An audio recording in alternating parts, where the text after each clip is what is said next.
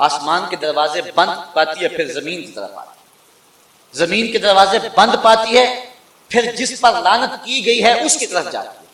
اگر وہ اس کا اہل ہے تو لعنت اس کو پہنچتی ہے، ورنہ لعنت پھر پلٹ کے جس نے لعنت کی ہے اس پہ آ کے گرتی ہے۔ تو مت کسی پہ لعنت کرے۔ بخاری شریف کی روایت ہے، حضور کا ایک صحابی تھا، آپ جانتے ہیں کہ شراب بعد میں حرام ہوئی مدنی دور میں۔ پہلے بہت سارے لوگ شراب پیتے تھے کیونکہ حرام نہیں تھی، اور زمانہ جاہلیت میں فخر و مباحات کے ساتھ شراب پی جاتی تھی۔ چند لوگ تھے کہ جو زمانہ جاہلیت کے اندر بھی شراب سے بچے ہیں، جس طرح حضرت علی المرتضیٰ رضی اللہ تعالیٰ عنہ، حضرت صدیق اکبر رضی اللہ تعالیٰ عنہ، حضرت عثمان غنی رضی اللہ تعالیٰ عنہ، اور کئی صحابہ ہیں۔ لیکن بہت سارے ایسے لوگ تھے کیونکہ حرمت نہیں تھی اور وہ شراب پیتے تھے۔ اور یہ ایک ایسی چیز ہے کہ غالب کہتا ہے کہ چھٹتی نہیں کافر منہ سے لگی ہوئی۔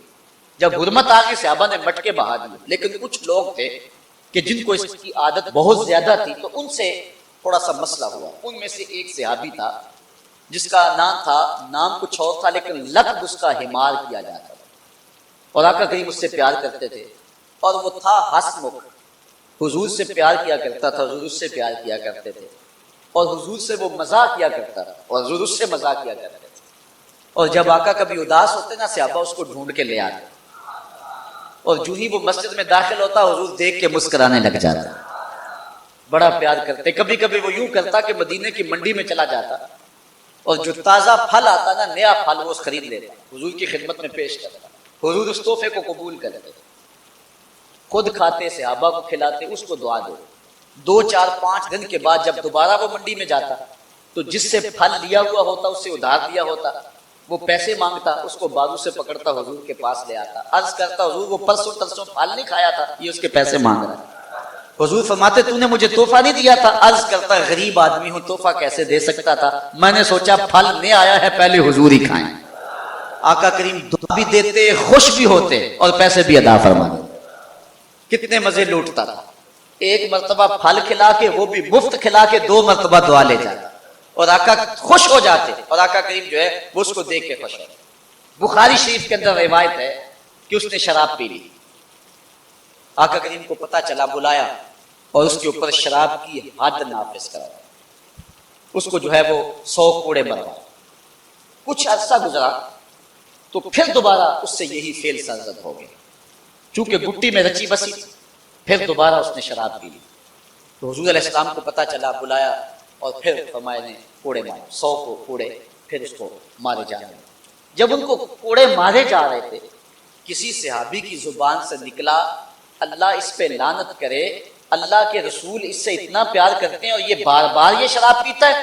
حضور نے فرمایا خبردار، اگر اس نے شراب پی ہے تو میں کوڑے نہیں مروا رہا، خبردار اس پہ لعنت کی، اس لیے کہ یہ اللہ اور اس کے رسول سے پیار کرتا ہے۔ حضور علیہ السلام سفر پہ جا رہے تھے، ایک خاتون اونٹ پہ تھے، تو اس نے اونٹ کو ہانکا اور کہا جلدی چل تیرے پہ لعنت ہو۔ تو آقا کریم نے صحابہ کو فرمایا خذوا ما علیہا ودعوها فإنها ملعونہ، کہا اس کا سامان اتار لو اور اس کو بھی اتار لو، یہ ایسے اونٹ پہ کیوں بیٹھی ہے جو لعنتی ہے۔ حضور نے جانور کو بھی لعنت کرنے سے منع فرمایا کہ جانور کو بھی لعنت نہ کرو، یہ کبیرہ گناہ ہے کہ کسی کو لعنت کی جائے۔ لعنت کا مفہوم کیا ہے؟ اللہ کی رحمت سے دوری، یہ کسی کو بد دعا نہ دے۔ حضور علیہ السلام پر کافروں نے کیا کچھ کیا، اللہ اکبر، لیکن آقا کریم رحمت بن کے آئے تھے، دعائیں ہی دیتے تھے۔ اس لیے کسی کے اوپر لعنت نہ کی جائے، یہ کبائر میں سے۔ 5واں کبیرہ گناہ جو انسان کو بدبخت بنا دیتا ہے، وہ یہ ہے کہ اللہ کے ولیوں کو اذیت دی جائے۔ حضور علیہ السلام کا ارشاد عالی شان ہے، جس کو امام بخاری نے اپنی سند کے ساتھ روایت کیا۔ یہ حدیث سے قدسی ہے، فیما یروی عن ربہ، حضور اپنے رب سے روایت کرتے ہیں۔ حدیث کیا ہے کہ رب کہتا ہے من عاد لی ولیا فقد آذنتہ بالحرب، جو میرے ولی سے عداوت رکھتا ہے میں اس کو جنگ کا چیلنج دیتا ہوں۔ اور ایک حدیث کے لفظ ہے فقد بارزنی بالمحاربہ، وہ میرے سے لڑائی کرتا ہے۔ اب مجھے بتائیے، اللہ جس سے جنگ کرے تو اللہ کے مقابلے میں کوئی جیت سکتا ہے؟ اور جب جنگ ہونا تو دشمن کی کوشش ہوتی ہے کہ اپنے مد مقابل کی سب سے قیمتی متاع کو برباد کرے. جو پاکستان کے دشمن ہیں نا، ان کی بری نظر پاکستان کے ایٹمی اثاثوں کی طرف ہے. وہ کہتے ہیں یہ سب سے قیمتی سرمایہ اس وطن کا، اس کو ہم کسی طریقے سے جو ہے وہ کیپچر کریں. جب کوئی کسی دشمن پہ حملہ آور ہوتا ہے، اس کی سب سے قیمتی متاع لوٹتا ہے. جو ولی سے دشمنی رکھے، اللہ کہتا ہے میری اس سے جنگ ہے، تو اللہ جس سے جنگ کرے گا سب سے قیمتی متاع برباد کرے گا نا. تو سب سے قیمتی متاع ایمان ہے. جو ولی کا دشمن ہوگا ایمان سلامت نہیں رہے گا، اللہ ایمان اس کا برباد کر دے گا جو ولی سے دعوت رکھے. اللہ اکبر.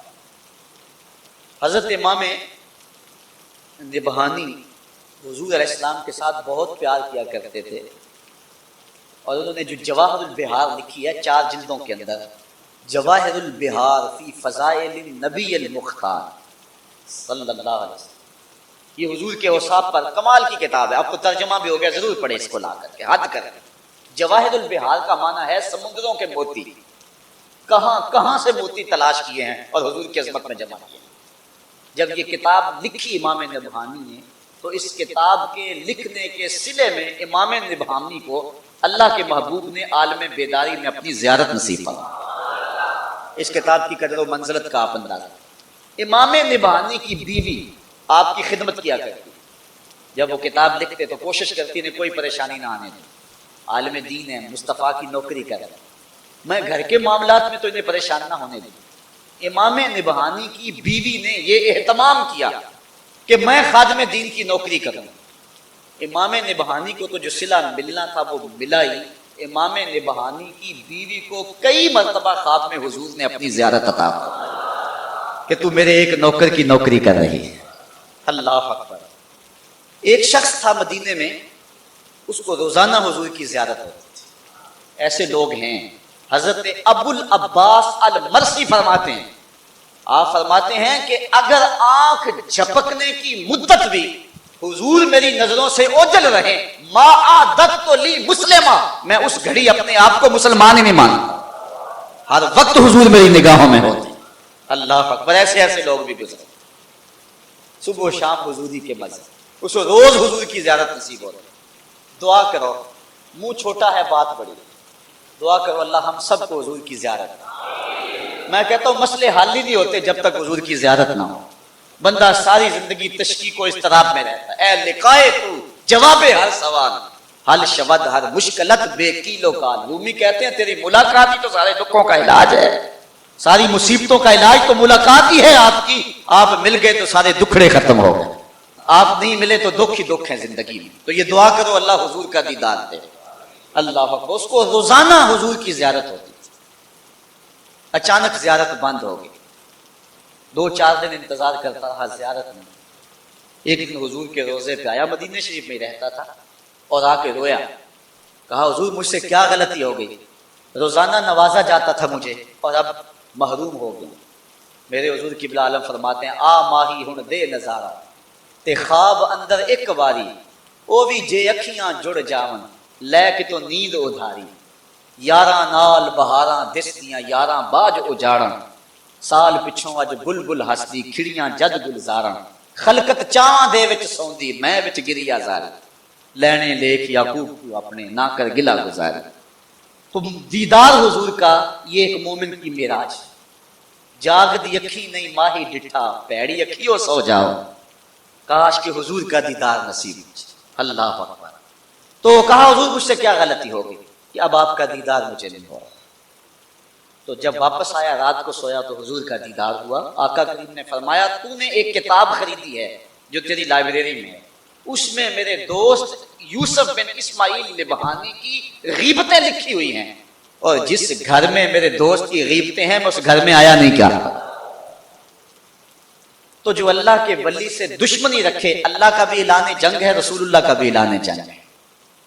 ولیوں سے کبھی دشمنی نہ رکھ، ولیوں سے محبت پیدا کر، ولیوں سے اپنی الفت کے رشتے کو مضبوط کر. اور حضرت امام ذہبی نے اس کو کبیرہ گناہوں سے گنوایا ہے. یہ کبیرہ گناہ ہے کہ اللہ کے ولی کے ساتھ دشمنی رکھی جائے. اللہ کے ولی سے دوستی کرو، دوستی کام آئے گی. الاخلاء یومئذ بعضهم لبعض عدو الا المتقین. اللہ تعالیٰ قرآن میں فرماتا ہے کہ گہرے دوست